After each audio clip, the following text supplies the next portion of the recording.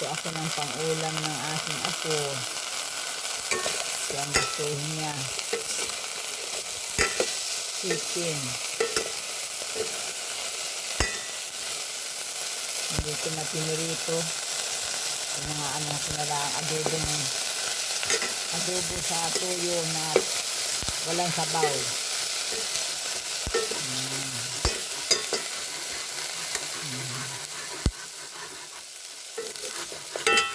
Parang pinirito na din.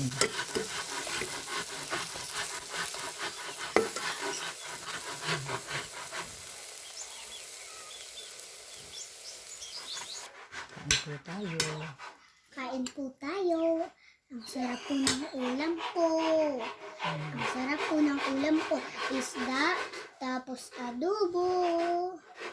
Kain po tayo. Anong adobo? Anong luto yan? Adobong ano yan? Adobong manok. Yan. Tapos ito po ang luto ni Nanay isda at saka po adobo. Ang sarap po. Kain po tayo.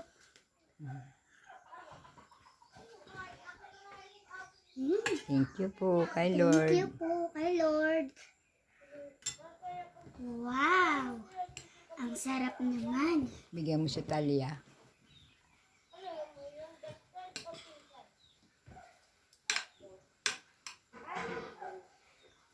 Tawagan mo si Talia.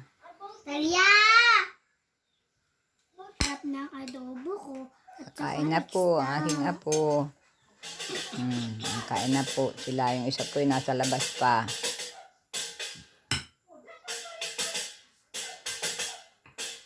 Ahimayin. Kain po tayo. Yung isda. Ahimayin yung isda.